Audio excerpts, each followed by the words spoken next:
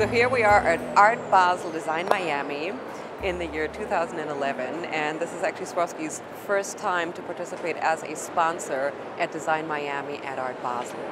As you know, we've been participating in Design Miami in Miami for 4 years now, so it's wonderful to really also span the European continent with a work of art that we see here today by Frederiksen Stallard. Frederiksen Stallard are designers that we have actually worked with since 2007, and for the Crystal Palace project, this is our 4th collaboration with them.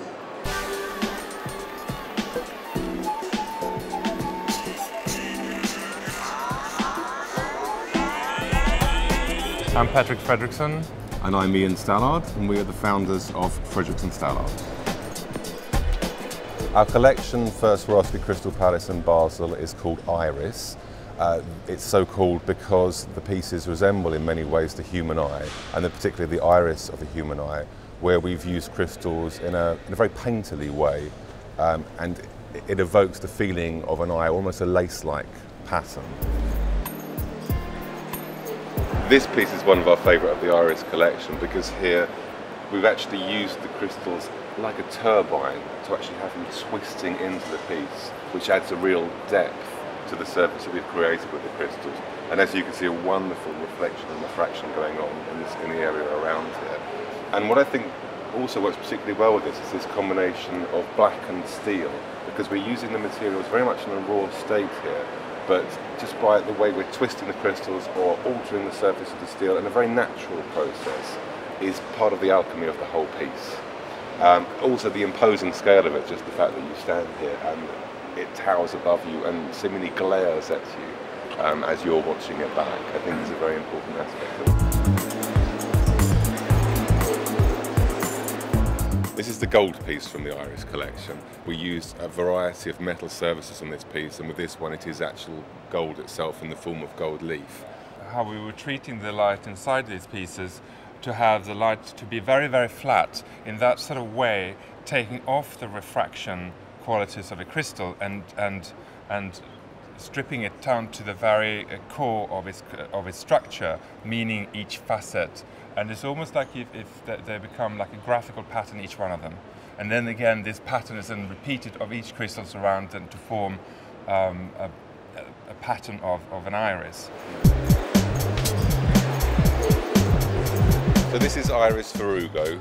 Ferrugo is the Latin for rust, and we've named the pieces as botanical names essentially, which is why we have that. The material is Core 10 steel, which is a steel alloy which naturally rusts over a period of 2 years and then stops, building up these incredible colours and patinas on the surface. It's never been used in this combination before. It's very interesting to see crystal together with rust because there's a magic that each material has in a polar opposite way, and together they're incredibly powerful and elegant. This piece is Iris Aeratus Tripus, again a Latin name. In this case Aeratus means bronze because we have used a bronzed finish on the steel, a unique patina actually that we developed together with the craftspeople we worked with, and Tripus as it is a piece on a tripod. This is where the concept and the context of the heritage of the whole collection is based on the laboratory and photographic lighting, and we thought it was very important to kind of show the beginning, and then we're removing the stand and just taking the essence of this piece, which is obviously then the dome with the lens of crystal, and we're putting it onto the wall, and by then we will also maybe question what is this that we're viewing now? Is it a product, or is it a piece of art, or is it something right in between? Well, I was blown away. When I came up the steps, I actually saw the rising sun. And after 10 incredible years of building Crystal Palace, Nadia Swarovski seems to each time just surpass her own efforts and work with amazing designers. These installations are lights, they're sculptures, they come up with an incredibly meaningful way to apply crystal, and are a great addition to Design Miami Basel this year. Working with Swarovski is always been fantastic. They, in many ways, has been like a patron to ourselves, supporting our work. We want to turn the volume up to go a little bit more avant-garde, like the Iris collection maybe, and they always say in the background to say, well, let's do it, let's try to make this happen, make it reality. And it's incredibly exciting to work in that sort of way. How Nadia and ourselves as a professional relationship, it's very fortunate to have something like that in your back.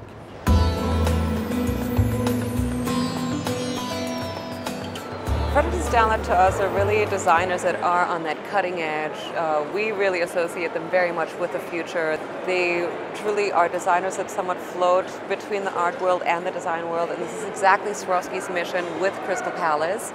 As Crystal Palace is evolving, we've really seen ourselves come from the lighting arena, now moving into the design arena, art arena, and it really fits with Swarovski's mission to contribute very much to culture and art.